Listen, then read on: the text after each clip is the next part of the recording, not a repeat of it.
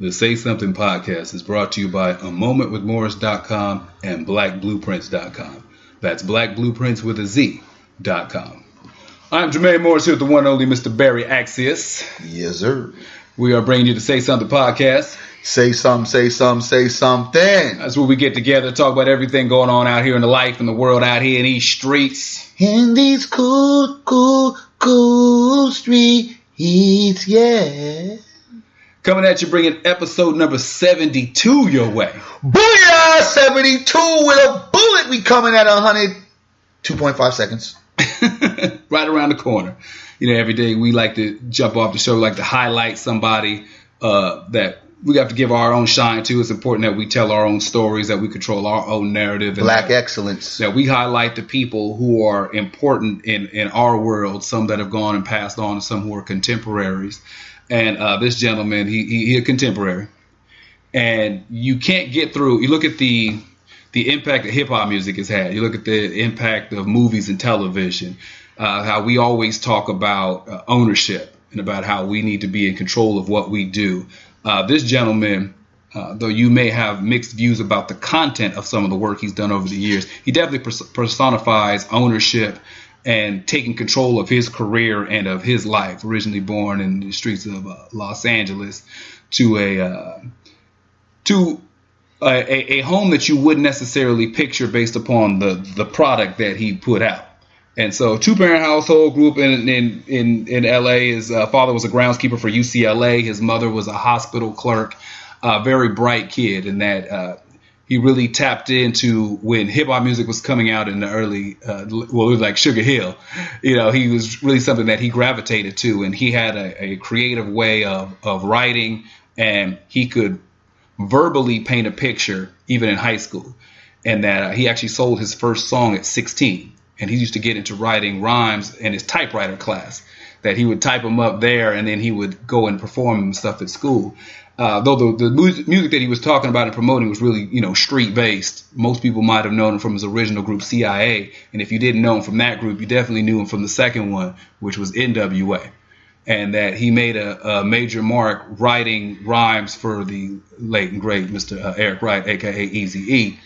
And he left the group because his money wasn't right. Looked at his contracts, things didn't seem to line up accordingly. He wasn't getting paid what he was due. So he left and then got control of his own career and got control of what he wanted to put out. From then on, he went to release 10 solo albums, 5 group albums.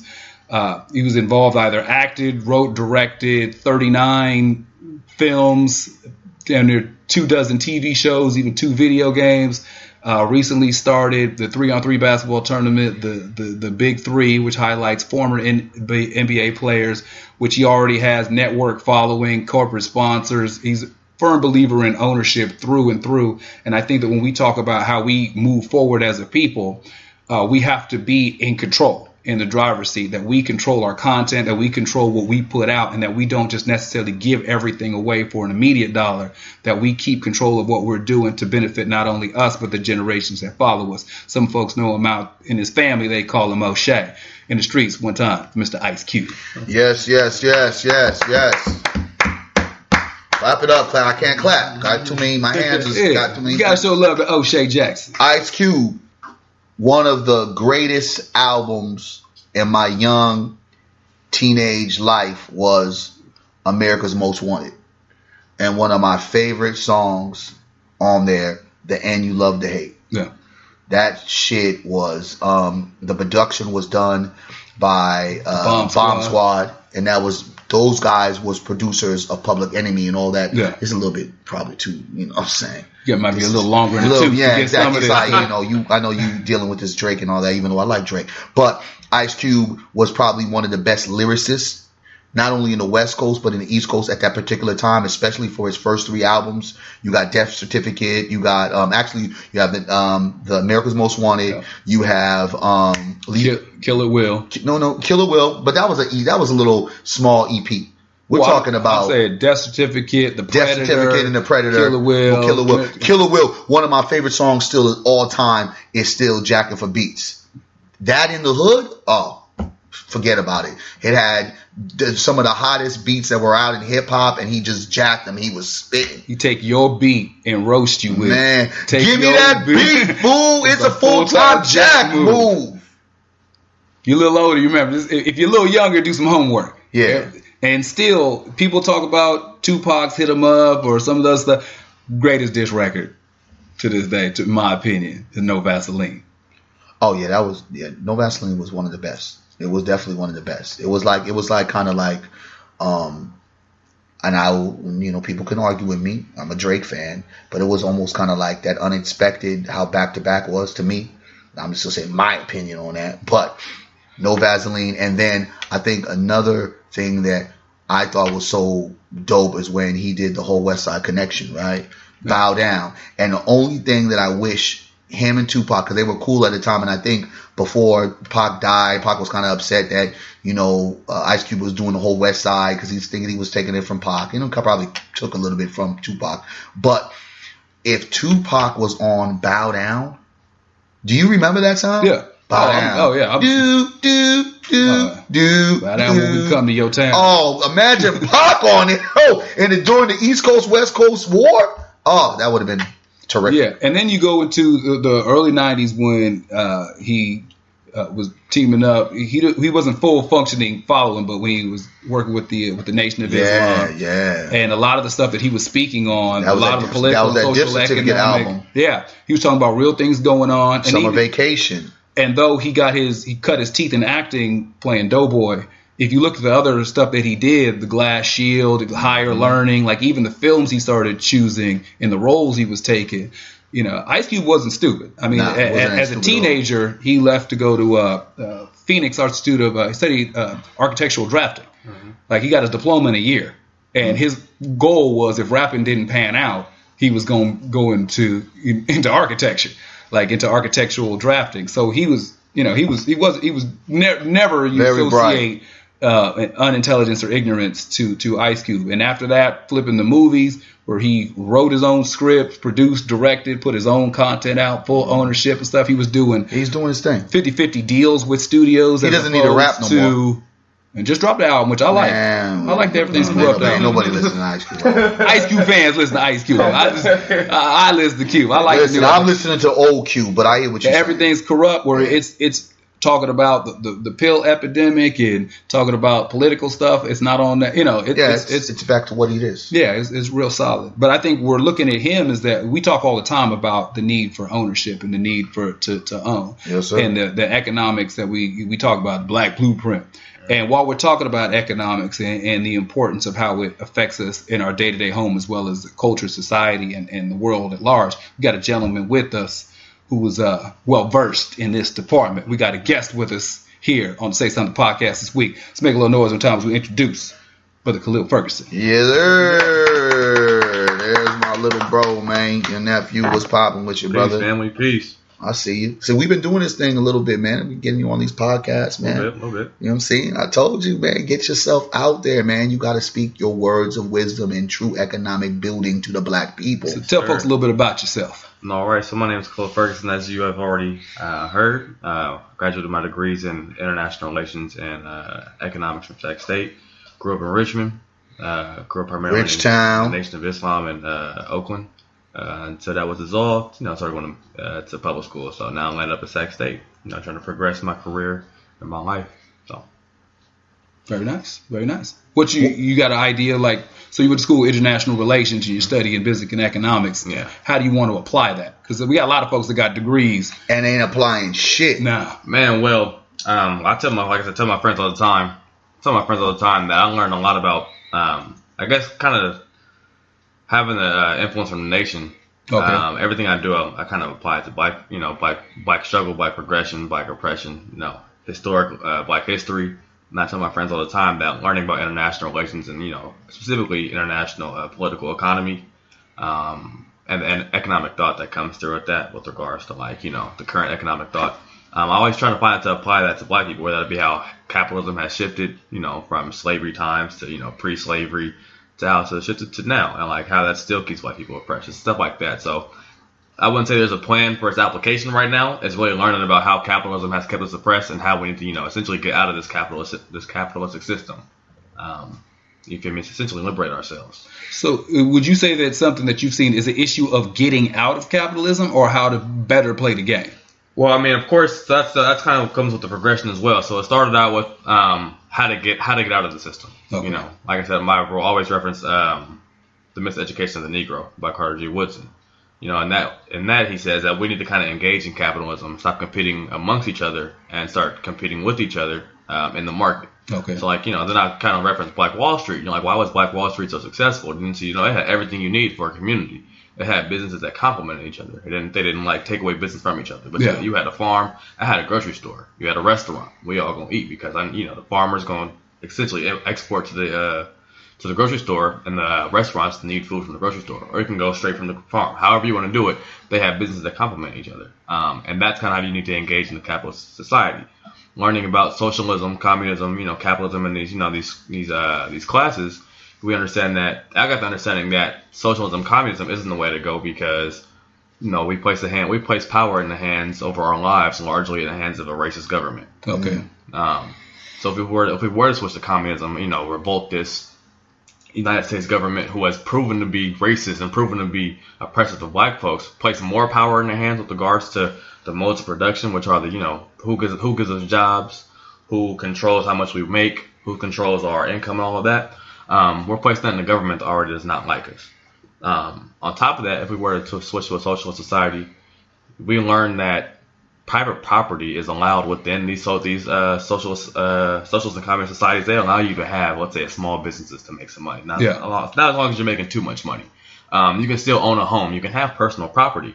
So in that case, let's look at black people right now. We want to switch to a socialist and communist society, but yet we don't own homes. We rent. Yeah. We don't really own anything. So if we switch to a communist and socialist society without owning homes, now we're relying on the government to provide housing for us. If you look between the 30s and the 70s with regards to, let's say, Keynesian economic thought, which is really the government controlling the economy, we'll see that. Let's look at public housing. Public housing was, and not even just public housing, but also we like to reference redlining. Okay. And I read a book over the summer called The Color of Law, how it kind of just states that, yes, we know the banks did practice redlining, but let's focus on how the federal government, unconstitutionally supported that. He was the first. Still to this day. Still to this day. So for folks that don't know what redlining is. So redlining is just as banks, they will redline properties on a map to show where they will not grant mortgages to black folks, essentially. Okay. So if you look at, they broke down that, and literally within the first chapter, first two chapters, he goes over how the FHA underwriting manual explicitly said they will not, I didn't say subsidize, but they will not grant mortgages or secure mortgage loans to Negroes. Yeah, it still says that now. For anybody who thinks that that's old, if you took a real estate class in the last 12 months to get your real estate license, it's still in the paperwork. Well, I mean, they said that a lot of black homeowners are getting duped right now as we speak. They're being undervalued. Like that's just a report just came out, like recently this last month or earlier this month. So if you look at how the state has, or the government has kind of controlled housing, you've already shown that the government has already been racist and oppressive against black ownership with regards to housing or even public housing. When World War I veterans came back from the Depression trying to get public housing, they specifically made and converted buildings into homes for them. However, they gave priority to white veterans. And even when they had vacancies, specifically, the book even starts off in Richmond. And that's why I gravitated towards the book, because it starts off in Richmond. And the idea of between North and South Richmond and Central Richmond being, that segregation line called the tracks. And nowadays the track is, the separation between South Richmond and Central Richmond, between, essentially the war. You live on the wrong side of the tracks. Exactly. But how specifically how black veterans would come back and they would have public housing that would be open, but yet they would still not accept black veterans. That led to North Richmond becoming a slum, essentially. And now you see North Richmond and unincorporated North Richmond is still a slum, essentially, and still is one of the most poverty-stricken parts of Richmond. So it's like how that kind of transcends from history. So that's why I like to, I tell people I like to focus on economic history and economic struggle for black people and the oppression of the state via economics and politics. And I've learned a lot of that through international relations. So as I keep learning and everything, we see our struggle, we see what we've tried to do and how it has not worked. But something that's always told to me, like even I wanted to run for political office. And that was my idea at one point to how we got out of the struggle. Was like, no, we need to get in this power structure within the system and work within. Yeah, doing my studies, like we've had that influx of black politicians throughout Chicago, New York, or all over the United States who haven't been able to affect change. And why is that? Because it's capitalist structure where money rules politics, and what we don't have as a community is money. Hold on a second, boys and girls, money rules politics. Like we gotta keep that in mind. But let's keep going. So 2 parts. Number one, how old are you? 23. And I think that's an important part to throw out first, is because there's a lot of narratives that our young brothers and sisters are not plugged in, and that it's good that somebody of your age is already. This is a conversation I would have with a 43 or 53-year-old. And the fact that 23, you're already this kind of set and this learned in these particular fields. So now somebody being as young as you are, because you're not in the position to where somebody who's 45 who's come to this information and learns all this, but is already bogged down with a mortgage, a wife, 3 kids, and even though they like to make things happen, they personally don't feel like they're in a position. They're like, man, I just got to keep the lights on. Junior needs braces. I see this stuff, but what can I do out of my position? So somebody in your position, like, how would you like to? I know we talked about how would you like to apply this stuff, but where do you see? You said you originally wanted to run for office, not so much now. Where do you see this going? You looking to teach? You looking to? Well, the campaign for office will still be on the table. What position was it? At least for Sacramento. So me being settled here in Sacramento for about 5.5 years, 6 years going on. I would definitely like to at least start with city council and augment that, throughout California. However, I don't plan to get high within the power structure, because there's really not much you do. And once at least, I say running for either party, you have to give away some of your liberties. But why not create our own party? Exactly, create our own party. But then in that sense, you already got, we spoke about earlier, the fragmentation of the black community, whether that be politically or ideologically. Okay. You may not have some, let's say you can use, for example, the people who oppose the Nation of Islam right now. Nation of Islam is one of the most, I guess, prosperous black political parties, if you want to say. Yeah. And there's still opposition within our own community against them. So it was like, what can and we you saw that wave coming when they wanted the women in a women march, how they wanted to denounce Farrakhan. Exactly. You can kind of see that wave happening still. Exactly. That ain't happening. But it's like to that extent, it's like, what will we unify on at this point? I think after the crack epidemic, you see this influx of black people going up on their own ideology, with how they think they should, at least survive in this power structure. We still have the liberationists, who won't have as much influence now because the Liberation Party is over. They've killed or imprisoned everyone. Mm-hmm. You got still Asada's in Cuba. Yeah, hide. So I'm gonna stay there, and they still want her, and they still want her Tupac. head, and they still want her head. So it's so it's like, what can we do to unify black ideology and black, at least mindset, to get on one accord to actually get what we want? Because right now we're too fragmented within our own community. Okay, because we talk all the time when we do these financial empowerment summits, teaching the young people the significance of a strong economic base. They say it all the time. And without an economic base in a capitalist society, your voice is irrelevant. All the protesting, the talking, all that stuff doesn't carry over into policy change, because policies were set by dollars. Lobbyists came in, people said, I'm putting my money in this direction to make this happen. Mm-hmm. Your feelings need to trump their dollars. Definitely. So if they put up $50,000 to make this happen, your tears better equal $51,000. You better come up with 60 grand worth of tears. You better come up with 70 grand worth of frustration. You better come with 80 grand worth of anger. Because if you're just coming with your feelings, no policy just gets changed. And I think sometimes we look at social things and don't see how all roads lead to money. We look at things as our education system, dealing with law enforcement, the judicial system, housing, businesses, like where you can get permits to build stuff, how you can keep certain groups don't have a police presence in their neighborhood because they don't want them. because they've got enough money to say leave us alone. Other ones have extensive ones, the way that, and they want certain things done. If somebody's dog walks across my yard, I want them swooped up because they pay a certain amount of money and make that stuff happen. So I think for a lot of us, we're pretty aware. Like I think that we've come to see that.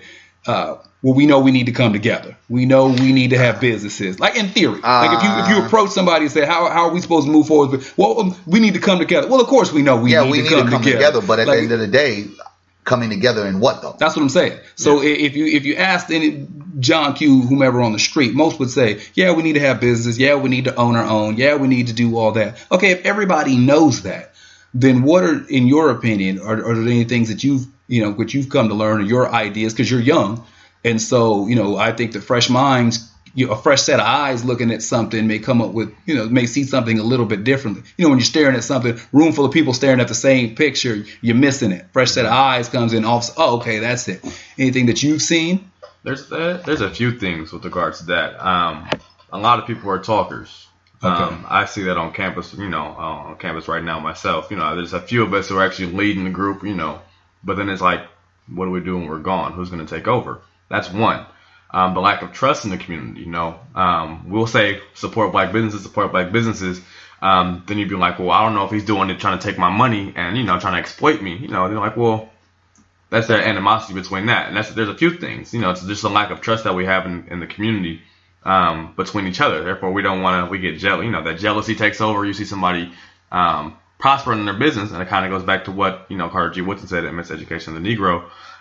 You see that brother prospering over there with his restaurant. You're like, oh, I'm going to get in that. That's lucrative. Oh, yeah, let me set up a restaurant right next to him. It's kind of that jealousy that takes over. It consumes us within, our own communities. We don't think community-wise. We all think individual-wise. Like, okay, I'm going to get out the hood. I'm gonna prosper. I'm going to get back to the hood, but I'm not really going to help him come out. So it's like we need to eat as a community. And that's how Black Wall Street, essentially, the thought process of that. We ate as a community. If you gonna eat as a farm, I'm gonna eat as a grocery store, at a restaurant. I'm gonna eat. The kids gonna eat. We're gonna have a bank. And what largely is kind of essential. Not only are businesses essential to our growth, but what we really need is access to capital. And where does that come from? That comes from banks that will give us that capital. And banks ain't fucking with us. There's one black bank, one United Bank. One United down in LA. I think it's the closest branch. It's the closest one. And I've just been doing research on what they've done, with regards to lending. Yeah. How that bank has supported black businesses has been tremendous. And the thing is, that's a hard industry to get into. There have been plenty of black businesses. There was really only one that survived the Great Depression. Yeah. And that one was taken over by white influence. Essentially, they got white shareholders to get into the shareholders meeting. Essentially, that whole thing just changed brand, and it was taken over by white folks, essentially. Yeah, and something for people to get their brain around too. In the United States, you take banks, credit unions, all that stuff together. There's roughly only about 20 black-owned banks and credit unions in the entire United States. Like, it's astounding. You think about if you live in your area, there's a Bank of America on the corner, there's a Wells Fargo around the corner from there's a Chase down the street, there's a U.S. Bank, there's whatever. There is roughly about 20 some odd banks and credit unions owned by black people throughout the entire 50 states.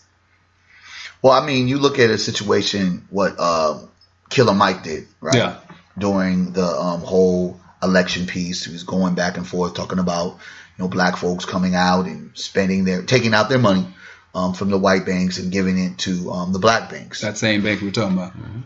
Now, when you look at that, the scenario is if I'm living here in Sacramento, it's going to be kind of hard for me to, trace down my money in LA, even though we can do online banking and things of that nature. And it's almost kind of moving towards that a lot. You still want to have access to be able to say, I want to drive down the street to go to my bank. I don't want to have to fly out to LA or, drive down to LA. That's kind of like the thing. I still want to be able to have access to my money. Sometimes I don't want to do the bank transfer. I just want to walk the money in. I want to go ahead and talk to the clerk and kind of give, that conversation and learn who my bank people are. I think that the ideas that we all have at this table, they are minute level thinking because we don't really roll in that thought process. We don't really see the significance of actually having our own banks. We don't look at the significance of how this would set us up for a higher win compared to just, okay, well, we have one in LA and that's okay. And to me, that's dangerous. Going back into when you were talking about black businesses, it was funny. One of the queens with Black Blueprints was talking about how, we don't patronize black businesses after a black business may do one thing wrong, might not be open, make a mistake, whatever. It's a one and done. Yeah. But in reality, everyone talks about, well, black businesses have horrible customer services. Well, let me correct you. What business doesn't? You know what I'm saying? I go to the Asian spot to go get my feet and nails done. Hold up. It's like, yo, I don't even know what you're saying to me. First of all, the language barrier is right there. And then when I go into the hair shops that they have, I'm being chased down every aisle because they think I'm going to steal. So how is that good customer service? If I walk into a Latino restaurant, I'm looked at kind of like, why are you here? You understand what I'm saying? And really, I've had some of the most rudest waitress and waiters at white restaurants. So this idea that black people give the worst customer service is, again, us normalizing what has been preached to us over and over again. Mm-hmm. So it frustrates me when you could have a black business that might have burned the rice, right? But you have a Chinese restaurant that has been in penalty with what's that board? FDA. Is the FDA the Better Business Bureau? No, the other one, the public health safety. Yeah, public health safety, right? They get penalized. They get penalized. Yeah. The health department, they get shut down and they get put back up 2 weeks, and Negroes is right there. Right, galvanizing, they're patronizing, and hey, the chicken wings that taste like rat, it sounds good to me. You know what I mean? We have to get out of this idea that because we make mistakes, because we allow others to be in our thought process, that supporting and building black is this idea that's so radical, when in reality it's not radical. It's just a way of survival. And I think that because black people have now, in this day and age, have had too many choices. Before we built Black Wall Street, because there was no choice. Negro, you could be the Dr. Negro and want to get into that lily white world. But the reality is that's not going to be you. You could be the ball player and have just scored 25, 10 rebounds, 10 assists. But that average old little white kid that was cheering you on, say, oh my God, Malcolm can now tap you on the shoulder like, you're not supposed to sit there. And you would have to get out your seat and go where you're supposed to be seated. We don't have that kind of urgency because we're comfortable in being able to get the crumbs. And for those who have stole a slice of the pie, they have ran away from these same communities that they've infested with drugs and guns and poverty, to where Negroes really believe that living in the best areas are outside of our own community, instead of thinking, I should invest in these communities and build it out and gentrify it ourselves, and then get frustrated when we're gentrified, right? Yeah. I saw this funny video of this white girl doing the Harlem Shake, and the Marcy housing projects, and it was just kind of like in Bed-Stuy, like in Brooklyn, in the middle of the day, like in the middle, and she was geeking. With some Tim's on. And for those, the video was probably funny, but what it does, it speaks to a bigger audience and an idea, and how we have normalized behavior of allowing white folks, or any folks, because it's not necessarily white folks, because the Asians own the market for hair and nails. And if you look at that, and you can calculate that, we go spend religiously probably billions of dollars to those two industries. When the Negro starts losing that that art of cutting hair, and now you're gonna have Pedro or Javier. And the Mexicans getting on it. Listen, and the Asians as well. They tighten up their fade. I done had an Asian cut my hair a few times as well, because my barber was tripping. Once they start getting that science of how to do it, just like they did hip hop, Because remember back in the day, hip hop, us believing that we would entertain, as you think about Ice Cube, like Ice Cube is one of the greatest rappers that we don't even talk about, right? We talk about Eminem before we talk about Ice Cube. We never thought in our day that we would be bumping and knocking our head to white boys. We got Vanilla Ice, we had Third Base, we had BC Boys. We let y'all live, and now y'all expired. Go. Now, if you look at the industry, it's controlled, G-Eazy, and it is Post Malone, and they're more lyricists compared to some of our other artists in this newer age. So to say that it's not possible, I'm watching something that I grew up on, hip hop, be turned into like a not only a soap opera but a big clown show with a whole bunch of white rappers that are emulating us to the T. So for me to sit there and say that there ain't going to be a bunch of Asians and Mexicans that are going to be cutting a bunch of black people's hair and taking over that industry is for me to sit there and say, yo, I'm stupid, because in effect it can happen. Well, that was a big thing in Ice Cube, the barbershop movies. He had the one white barber, and that nobody would let him cut their hair. Like he was just, and then at the very end, one dude finally gave him a break, and it was clean. And then the entire sequel, he was the man. Yeah. Like he had his own signature little imprint he would put in their head, and everybody was waiting hours to get their hair cut by the one white barber because he figured it out how to do it. And the brothers in the shop used to hate on him. But even in that content of allowing that to be something that he overcomes, right? It almost sets the precedence of what is to come. That's what I'm saying. You know what I mean? That whole idea. I was just seeing another show with Cedric the Entertainer. It was like black guys were all sitting around getting the relationship advice from the white boy. Yeah, that's the reverse gentrification they're trying to make fun of. I don't know if you've seen it yet. It's a black neighborhood, an affluent black neighborhood that the first white family moves in on the block. And so they try to take a comical approach to addressing gentrification. But what that does ain't nothing comedy about that shit. But what it does is it normalizes it. Exactly. And the stuff that we would sit there and get upset about, and the reason why the jokes hit is because you know what it is.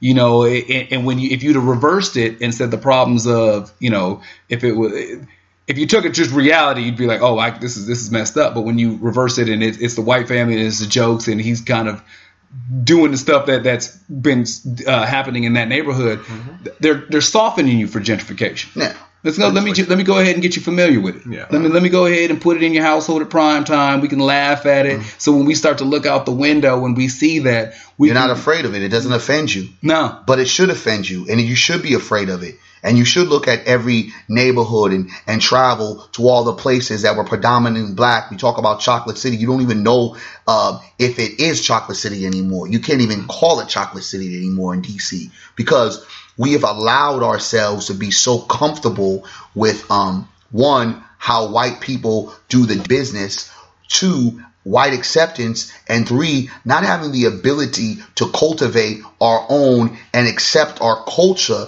and be able to unify in a way to where we don't got to love everything about each other, but we know it got to be about the build. And when we separate ideology from build, like, yo, you're a Christian, I'm a Catholic. Are we building? Yes. Building what? Black? Let's go.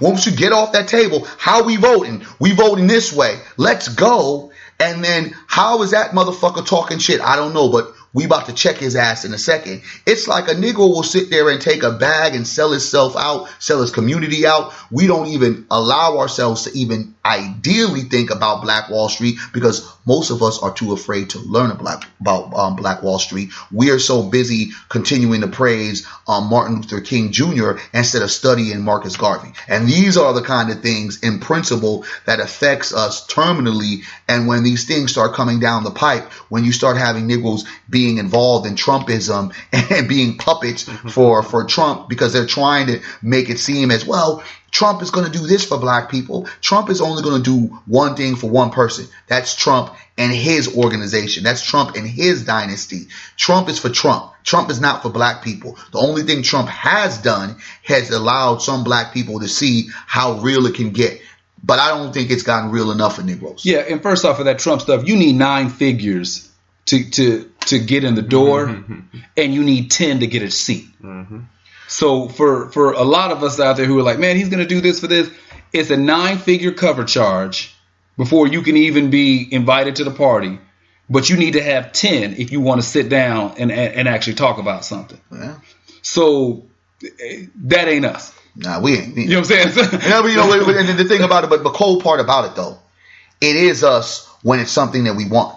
Because Negroes this past weekend ran, and that's really that should be the silly Negroes, because all you dumbass Negroes that ran over to the stores and stomped each other and try to kick each other and punched each other and fought each other and stuck up each other just to get the Jordans, to get the Jordans what is the Concords, right? Yeah. That just the black and white ones that have come out every every 4 or 5 years, to see the sense of urgency, to see that urgency, to see that demand, to see that I want it, to watch Negroes stand in line for hours. This is 2018. Yeah. This is still the most turbulent time for black people in our era.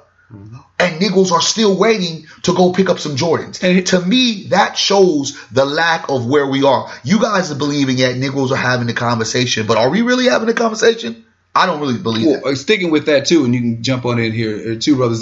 That's where you falling for the okie doke again. Because what happened is that there was a group of people who realized that we go out in droves and will sacrifice the rent to get these Jordans when they come out. So then that's when another group realized, okay, so let's schedule this stuff out, and they created these vintage spots. They created the niche pop-ups for this and that. Like, they took something that we were doing and created a business, and it wasn't us. Like, we repeatedly will have an idea and we don't invest in us. We don't see the value in us. Everybody else sees the value of black people. It's why when you come from another country and you're trying to get yourself established, I remember talking to this Middle Eastern brother some years back, they tell you, go find black neighborhoods. Yeah. Because most of the buildings you can get into, most of the property value is low. Like, the cost to get in is low. Whatever it is that needs to be supplied for the community, they're more likely than not going to supply it for themselves. So you come on over, you're like, why are all these Middle Eastern people here? Why are all these Indian people here? Why are they all this? Because the blueprint is there. They're like, look, go to black people and set up shop with what they need, because they're not going to do it for themselves. And the one thing about it, Brother Marcel, he said, we don't support each other. And I think that is such a beat up theory and idea. Mm-hmm. Support. I just don't understand the logic of not wanting to support somebody that looks like you. Right? So, you know what I'm saying, King? Well, yeah. So, I've kind of made a list and things, we touched on. We talked about essentially, I simplified it, self-hate. You breaking it down. Huh? So wait, hold on a second. So this is why we don't support. Yes. Just the 4 things that we just touched on right here. Kind of made a list. So we have why we don't support black businesses. How others study black people. And then you touched on MOK briefly. We want to touch on that, and then we touched on Nike. That's pretty funny as well, because I just actually have my view on that recently. What, you got the shoes? No, I don't. So what's your view? So the thing is, earlier, so when Nike dropped the Kaepernick ad, I saw it for what it was worth, and there was just, Nike profiting off social justice action, and how we see it in economic terms, international political economy terms. That's what's called a economic neoliberalism, and that just means the spreading of ideals and the integration of cultures, ideals, and economies within the globe. So with regards to what Nike does, we all know that Nike's, a very for-profit capitalist institution. They use cheap sweatshops in Vietnam, South Korea, and everything to make profit. Got a 9-year-old stitching your Jordans for about maybe. Hold on a second. Listen, y'all. Don't make me feel too bad. I got a lot of Nike shit. But go ahead. But I got stock. But what largely in that turn, what I saw that was we know. Black people spend $1 trillion a year. Black people largely, are consumer based. Yes. Nike, black people make up one of the largest consumers of Nike shoes, especially. So with regards to that, Nike doing that Kaepernick ads, hey, we're going to appeal to their emotional rhetoric. Black people are largely reactionary and emotional. On top of that, they're going to support us all the way. We can lose whatever conservatives we had, which is what they did, and they'll come back. And they'll come back, but essentially our revenue is going to increase for the quarter and for the year, and our stock price is going to jump up. What happened? I saw people on my Facebook, and I still have the strife about this. First thing, one of the old heads from Richmond said, "Look, buy stock in Nike right now." Yeah.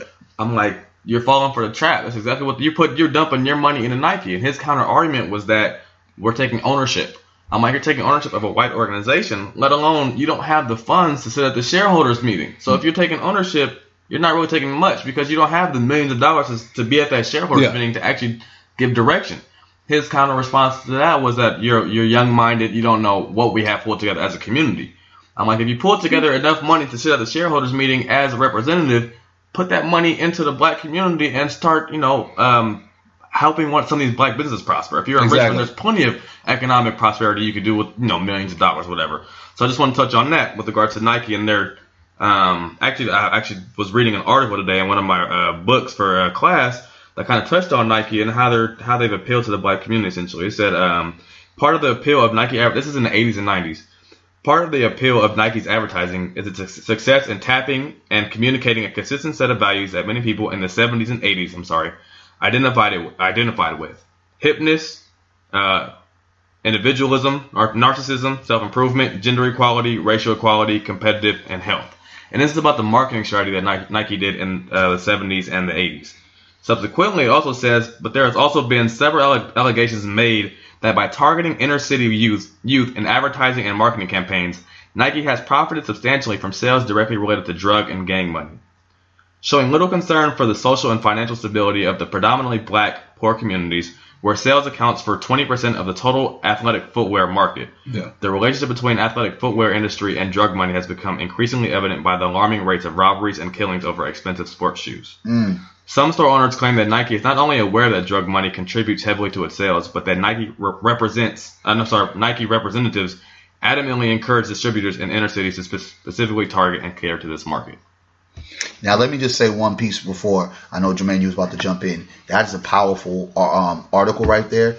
But we also got to touch in on how Nike, the police in Chicago use Nike shoes as a part of a Nike bait program, right? Mm-hmm. Where they put it in trucks, and what you kids see that boxes of Nike shoes, what you think you're gonna do? Yeah, you know what I mean? Recognize the value in those areas. They're finna go ahead and go take it. But while we were all celebrating, peace, Teddy. When we were all celebrating Nike for what they allegedly did to boost up the social justice morale, I don't think any of my social justice people that are on the streets working every day, we ain't seen their one check, right? So what they still kind of continue to do, not only were they funding some of the Republicans that was running in for the last election, right, and the election before that, but they allowed Chicago police to bait the same black kids that they're saying buy our shoes. The same black kids. You did not hear not one Nike rep say, hey, that's not us. We don't know what happened. Blah, blah, blah. Nike was mute. When you see that, when Negroes run around, again, reactionary attitude, reactionary moments, we run. I saw so many stupid Negroes running around getting Nike, buying Nike. And I'm like, yo, I'm already a Nike wearer, so I didn't have to go cop. But people jointly were throwing out Nike as if it was the savior of the black community. And the Nike has not given not $1 to the black community to raise up anything or build nothing. Mm-hmm. So the standard of what we ask ourselves for help, or the standards of what we take as far as a victory, are those minute things, the symbolic things, the symbolic idea of, wow, Nike stood up for Colin Kaepernick while Colin Kaepernick has his $2 million deal, and Nike laughs all the way to the bank, and black people continue to have the same damn issues. Yeah, because I think that goes to what we've been saying, is that everybody recognizes the value of black people but black people. Yeah. Mm-hmm. If we're sitting at a board meeting and we're going to say, well, what's our target audience? Where do we get our numbers from? Okay, so what can we do to tap into this? It's why they stood behind Serena, because they know Serena's value. We'll get behind Kaepernick. We know, and we'll galvanize this. We'll make all our money, and then we'll keep it pushing. And I think what we get hung up on sometimes is we think that there's loyalty in the game when it comes to business and capitalism. I want to say one thing before we switch gears. That just leads me to say again, ignorant black people are a white man's wet dream. It's because the ignorance of us by not valuing what you said is our value, we not holding our most precious things and say, hey, we're not going to sell this out short. We know the value. Sometimes our value is priceless, so you can't name a price. By just selling it out for crumbs, it leads us to be in these positions, in these awkward positions that so many of not only our athletes, our normal people, and our entertainers become and get in. Well, that's what I mean. Will we sit there and think that because, well, Nike supported Kaepernick in this. Oh, Nike must be for black people. Nike must be for police reform. Nike must be for Democrats. Nike must be for black empowerment. It's a move to protect your bottom line. Mm-hmm. That's it. And so when you're playing the capitalism game, that's what it's about. Why does Nike support Republicans? The same reason why they support Democrats, for a move that's going to protect their bottom line. Why do they get behind this person as opposed to behind that person? Because it's a move to protect their bottom line. It's about money is what makes the machine move. If you have it, you can play the game. If you don't, you're just going to have to scoreboard watch and hope that, it works out in how you think it should play out. Because in this society where if you do not have your economic base, if you do not have your chips together, if you don't have skin in the game, like if you are not a willing participant in this capitalist machine, you are going to sit on the sidelines and fall victim to however it plays out. That's why these groups have been making so much headway, leaps and bounds past us, where we used to be in a position to where when decisions were made socially, politically, whatever, black people had to be taken into consideration. Like, what are we going to do about these Negroes in some way, shape, or form? Yeah. And the fact of the matter is now it's no. We have to cater to an Asian market. We have to worry about our Middle Eastern presence. We have to worry about our Latino population. We have to address our LGBTQ population because they've got skin in the game. They've got chips on the table. They've got money moving the machine. When they need policy done, when they need stuff addressed, when they need people lifted up, when they need people taken out, they've got money in the game that they can make that happen. And we get too hung up on maybe we make money, but we don't have money in the game. Maybe we have good ideas, but we don't have chips on the table. Talking about where these machines move is we have one of our guys, one of our representatives who's been the face of everything for the last 5 years. Yeah, my guy. I'm talking about the team. He black. He black. So Negroes don't all play. He wasn't playing for the black team. But what I'm saying is that a representative. That's the problem. We always be thinking everybody is for the team. No. Not for the team, from the team. And so when we get hung up, when we see a black person in certain circles, and we see a black person in certain environments, making certain moves, making certain money, the symbolic thing you're talking about is that we're sitting there saying, okay, we're doing something. And Kevin Hart had to learn. Oh boy, because the LGBT community got chips on the table. They got skin in the game. They are the most powerfulest group beside the Jews. And all his movies, all his stand-up, the TV shows, the commercials, the animated movies, the Instagram famous, all that stuff didn't make a difference because Kevin Hart was black, and black people don't have enough skin in the game.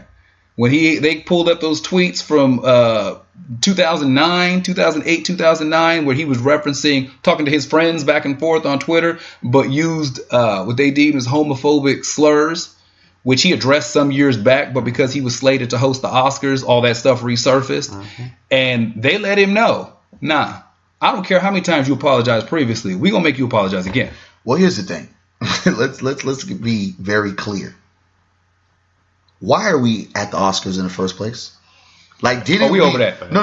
Didn't we? I'm saying, didn't we sit there and proclaim Oscars so white, Oscars are done, moving on, and kind of now elevating a different black space? Viola Davis, we did all square with the house. Okay, but why do we keep on going back exactly that white acceptance? Why do we keep going out to a burning house? And then two, the simple fact that you have these tweets, and it's not knocking. We're not saying that the behavior is being condoned, but one, he's a comedian.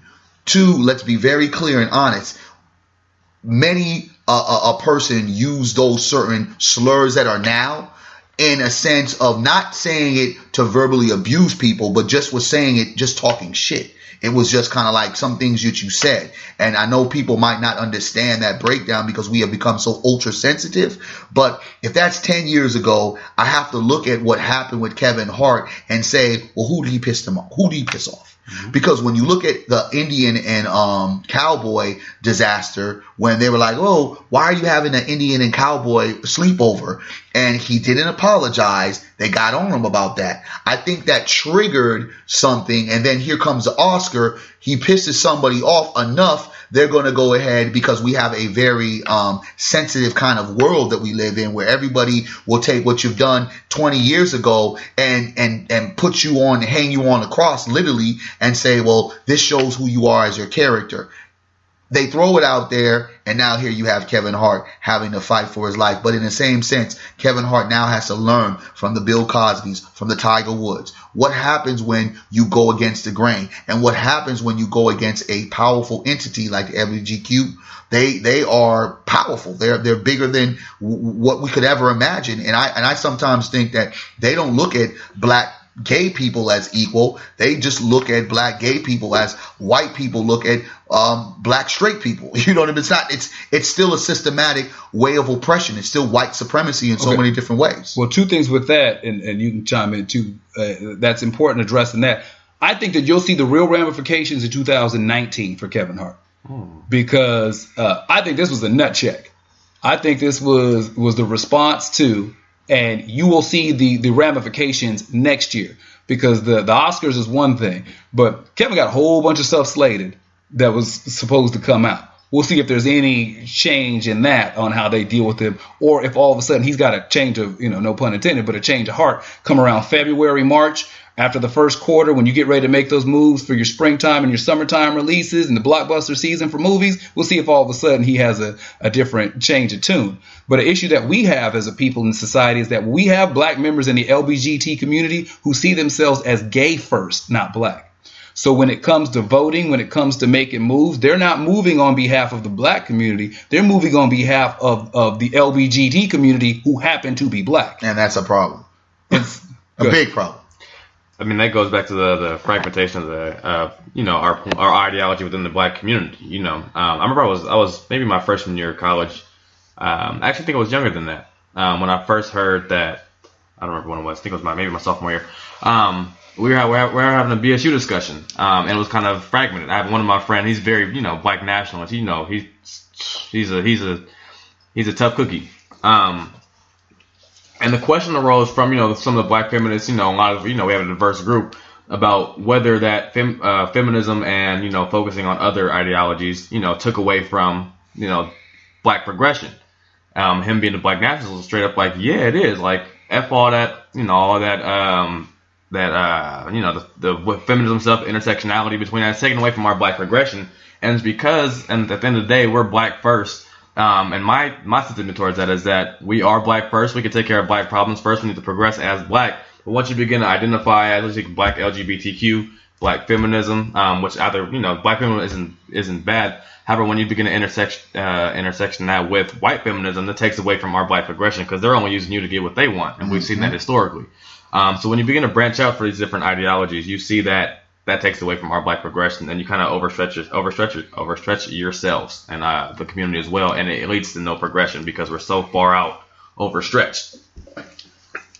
So to your comment that that they see themselves as gay first, that's largely true. With regards, they'll vote in the interest of the community because that provides the best rewards for them. And then if you look at the breakdown of it, why? Because the economic base has more power, or bring them more rights. If you kind of break it down for why they got, I guess, rights or laws passed under Obama. Yeah. Like you said, they have the driving force right now. They have the money. What do black people have? Obama couldn't do anything for us because.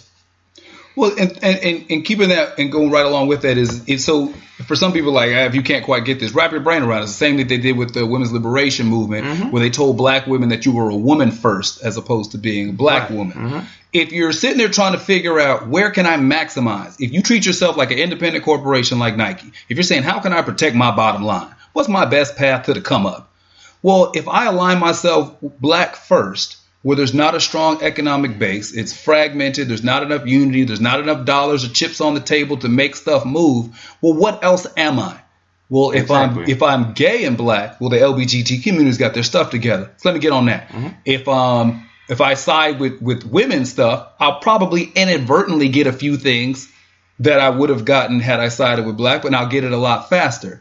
If I side with, you know what I mean? If you keep jumping into these subgroups and these subcultures, you can get nickels on the dollar as opposed to pennies. And so you'll see we got a lot of folks who jump ship, and instead of realizing the value, which I think is the theme, that a lot of us don't see the value in unifying and working with each other, that we can get the big payday, as opposed to jumping on board with these other groups. And we are seen as that. You're second tier. The LGBT community is not worried about black people, quote unquote. They're just like, let's push this agenda that's on the table. That's all they've been worried about. And this is a proper lesson for Kevin Hart to marinate on, to realize that he got too comfortable. Yeah. You know, he has shown, and it ain't knocking him, that he's kind of been the head horse in the race, where he's kind of outpaced a lot of other comedians, and it's kind of got him a lot of backlash in the black community.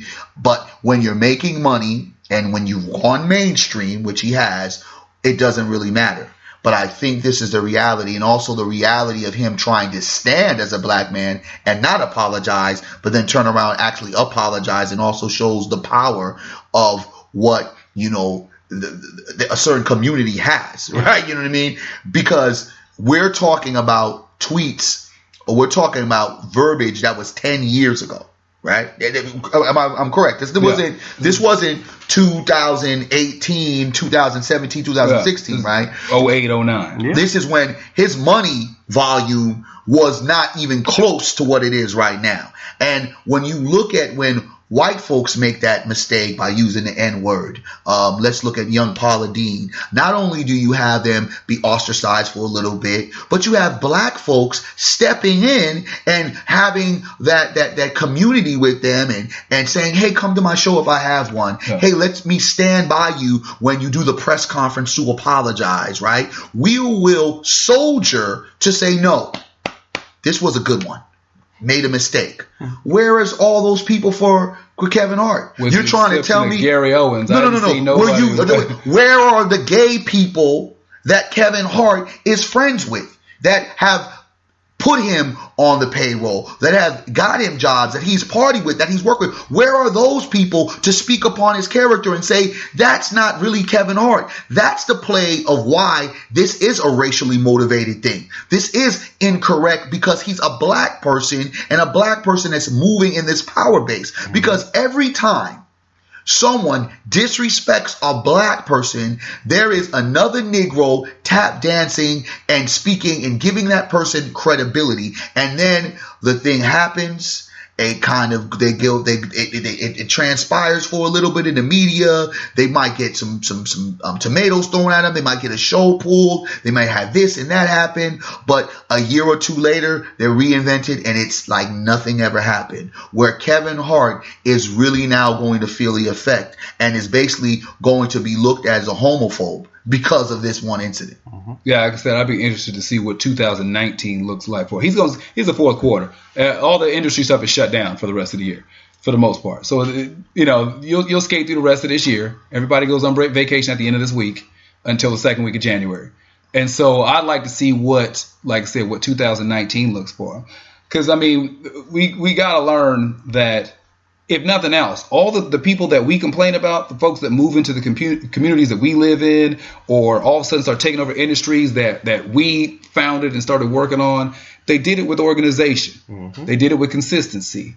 They did it with dollars. And those are things that we have to do if we want to stay in control of those things that we build up and that we create. I mean, we got a lot of folks out there who are doing great things, who I think we need to shed a little more light on. But there's also folks out there who do stuff that needs to get the wrath. So, Mr. Accius, I think there's a little somebody you want to address this week. Man, you know what? When I sit there and I look at all the stuff that's been going on in our community, what's that young R&B singer? I listen. Can someone give me his Jacques? Jacques. Not gonna be around in 2019. Yeah, Jacques. Come to the table and get your paper because you are the silly Negro of the week, and because you came out as boldly as someone who just came out of their mama womb and said, like when Cisco said he was the greatest entertainer, he was better than Usher. You just put your foot up your ass and said, I am the king of R&B. Now we can argue for days in on who is and who's not, but for surely, my Negro, it ain't you. Okay, I'm not going to tap in to the brother that steps in the name of love, R. Kelly. He's out because of some other reasons. But when you look at all the other artists, we got Chris Brown. You know what I'm saying? Name some names, brother. Yeah, he ain't past Usher. You got Usher. He ain't past Trey Songz. I mean, with Trey Songz, you're not even in a conversation with Trey Songz. You ain't even messing with Donnell Jones. I mean, listen, it could be so many different other individuals. The Bobby Browns, the Avants. You know what I'm saying? God. I mean, the list goes on and on and on and on. Cisco. The fact that I can sit at a table and I can sit there and say, I don't know not one song. There's bad artists that I know a song from. The fact that you are from the Cash Money record label that has nothing to do with R&B. The fact that it's you who was hanging around with Baby, that already gives me some questions when I'm looking at. I just don't understand why and what gave you the idea, or who piped you up, who pumped you up, who put the battery in your backpack to sit there and make that statement. But I will say, marketing, it was great, because now folks are probably looking to see where his YouTube views is going all the way up. Well, maybe he may have a point, or why is he saying this, or damn, he really is that bad. When you have an R&B singer saying that kind of statement, and you cannot name not one song. He's not had one song in the top 10. I think he's only had like a few albums. I cannot call you the king of R&B. I think he's riding away from the LMA. If you don't know who he is, his claim to fame is covers. That's it. Really? Claim to fame is covers. Claim to fame is covers. So you don't even have your own song that we can sit down and say, oh yeah, remember that hit. I can name hits from Usher. I can name hits from Bobby Brown. I can name hits from Chris Brown. And for those people that love him, I can name hits from R. Kelly. Bobby Brown, and it shows your age. I just want to say that. Oh, yeah, that's the king. That's the king. That's the king. He specifically said my generation. He said this generation. The king of R&B. Ain't nobody anti-Bobby Brown. Ain't nobody anti-Bobby Brown. But in context, he did say of this generation. Okay, so we can throw R. Kelly and Bobby Brown. Well, then let's go to this generation. Chris Brown, Trey Songz. You're not coming close to that. He's not even August Alsina. Oh, damn. And that is a good song, guy, right there. He's not Bryson Tiller. And talk about him. See, here it is. So for that, my brother, thank you for us being able to kind of have the conversation so we can start realizing some of the great artists that we do have. You ain't even Ty Dolla $ign. And actually, Ty Dolla $ign got some trouble as well. You ain't Jermaine. And there it is. The list keeps going. We keep on going. But at the same particular time, letting us know how far we've gotten from R&B music. And we definitely need to bring R&B soul back. So hopefully this kind of sparks people up to bring that great R&B soul music. And we didn't talk about the pop artists, because Chris Brown could actually be a pop artist as well. He got R&B hits though. Yeah. Jacques, you are the silly Negro of the week, because you for sure as hell isn't the R&B king. You ain't even T-Pain. I ain't gonna lie, that LMA cover this slap though. It's definitely a slap, but I mean, if you can't come out with your own songs, and we can't have that. I mean, I made love to him before. I heard him in the back when I was making love to a chick before, but shoot, it didn't move me. I was still looking for Jodeci. That's just your age. Hey. And our age and our era had the best R&B music. No, facts. To my people that's on live. Facts. The best R&B music was what? Late 80s, early 90s. Facts. Holla. I'm not going to argue with you. Okay, thank you. That's facts. All right. You're no hating to the young guys. I think that even though we joking around, we do need to acknowledge our folks out there. Glad he got a little ambition in his life, set them goals, set them dreams. I mean, that was smart marketing. Yeah, and that's all in this age, in this day, that was awesome. But because who would have thought about him if he didn't say that? Nobody. Facts. Nobody. And that's what we've been talking about. The fact is he's looking at himself as a business. He's protecting his bottom line. He's out there trying to get himself out there, and I think that's something that we need to focus on. He must be. He's off coke, but he gave himself a good run. I mean, that's that saying. All publicity is good publicity. Oh, so even if it's bad, I don't know about this situation. What's that? They dragging him on Twitter, but I guarantee you, like I said, his Twitter dragged him to the depths. His YouTube videos, his YouTube views going up. He said R&B of this time, and I'm talking about Bobby Brown, but it's all good. We all got to be out here. We got to be our own number one supporters. We all got to feel that we are our number one fans and that we are the king of whatever it is we're trying to do. But important, not only just giving ourselves a title, that we have to put into work and establish ourselves as such. And recognizing that our own greatness does not need to take away from each other, and that as we work together and build, that's how we move as a community, as a society. And we have to be recognizing that in this capitalist society that you got to play the rules the way that the game is set up. Yeah. And that we have to work together. We have to build together, and that these aren't just things that we bring up in random conversation. We have to start applying them to life. So they're things that we have to do something about and definitely say something about. I'm Jermaine Morris here with our special guest, Khalil Ferguson. Where can folks find you online? Oh man, find me on Facebook, Khalil Ferguson. My Instagram, your favorite iota. I don't really handle the Twitter or any other social media, so I'm just on those two. But you don't want to spell that for me, real quick? Yeah. My Instagram? Yeah. Your favorite iotas, your YOUR favorite, FAVORITE, iota, IOTA. Catch me on Instagram. That's largely where I'm at. Mr. Accius, where can folks find you? Oh, man. First, let me pick up this phone. Barry Accius, Facebook, Twitter, Barry Accius, and Instagram. Of course, it's at Team Boy, and make sure you tap into Black Blueprints with a Z. Shouts out to the Black Blueprint staff. We got staff on the Black Blueprints right now, holding down the Facebook, holding down the website. Shouts out. I'm Jermaine Morris on Facebook. Every other social media platform is at JMorrisCEO. We got to get in these conversations. We definitely have to have you back on. Definitely a little love one time, brother. Shouts out to my little bro, man. We over here making sure that young people are tapped in, tuned in. Thank y'all for tapping in. Special guest Khalil Ferguson. I'm Jermaine Morris here with Barry Accius. This has been the Say Something podcast. 73 on its way. And until next show, yes, sir. We will holler at you later. Peace.